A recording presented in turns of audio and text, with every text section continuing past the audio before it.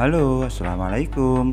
Wawancara adalah tanya jawab antara pewawancara dengan narasumber yang bertujuan untuk mengumpulkan dan memperoleh informasi. Teknik yang dilakukan dalam melakukan wawancara adalah dengan teknik tanya jawab. Dan pada video sebelumnya sudah dibahas tentang keterampilan dan sikap yang baik dalam melakukan wawancara. Teman-teman bisa membuka videonya dengan klik link di atas ya. Nah, setelah melakukan wawancara, tentunya teman-teman harus menulis laporan. Nah, bagaimana sih menulis laporan hasil wawancara yang benar? Yuk, simak. Format penulisan laporan wawancara terdiri dari latar belakang, maksud dan tujuan, topik wawancara, waktu dan tempat kegiatan, laporan hasil wawancara, dan terakhir kesimpulan. Yuk kita bahas satu persatu ya.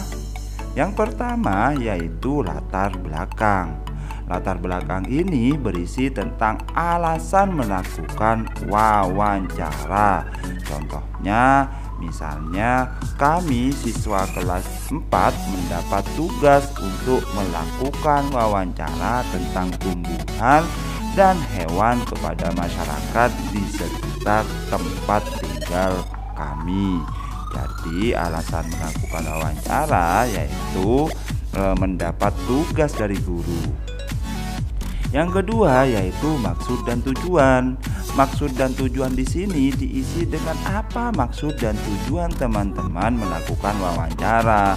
Contohnya, misalnya tujuan dari kegiatan ini adalah untuk menggali informasi lebih lanjut dan memperdalam pemahaman kami tentang berbagai hewan dan tumbuhan di sekitar tempat tinggal kami, yang meliputi karakteristik tumbuhan dan hewan dan kaitannya dengan tempat hidupnya serta hak dan tanggung jawab terhadap lingkungan.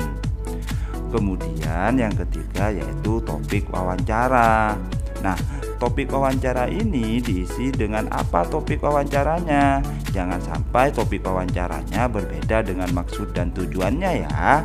Contohnya misalnya topiknya yaitu tumbuhan dan hewan di sekitarku. Nah, yang keempat yaitu waktu dan tempat kegiatan. Di sini diisi waktu dan tempat wawancara. Contohnya misalnya wawancara dilaksanakan pada hari Sabtu tanggal 19 November 2016. Kemudian waktunya pukul 8 sampai pukul 9, tempat Kampung Mekar Jaya. Kemudian yang kelima, laporan hasil wawancara. Nah, di sini teman-teman bisa menuliskan narasumbernya siapa, pewawancaranya siapa, dan hasil wawancaranya apa. Contohnya misalnya narasumbernya Bapak Kurniawan ditulis. Kemudian ditulis juga pewawancaranya misalnya Lani, dan juga hasil wawancaranya apa hasil wawancaranya. Misalnya pada hari Sabtu tanggal 19 November 2016 pukul 8 sampai pukul 9 saya melakukan wawancara kepada Bapak Kurniawan. Nah, Bapak Kurniawan ini sebagai narasumber ya teman-teman, tentang tumbuhan di sekitar tempat tinggalku, dan ditulis apa hasil wawancara ya. Kemudian yang keenam, kesimpulan. Nah, dari hasil wawancara itu teman-teman bisa menarik sebuah kesimpulan.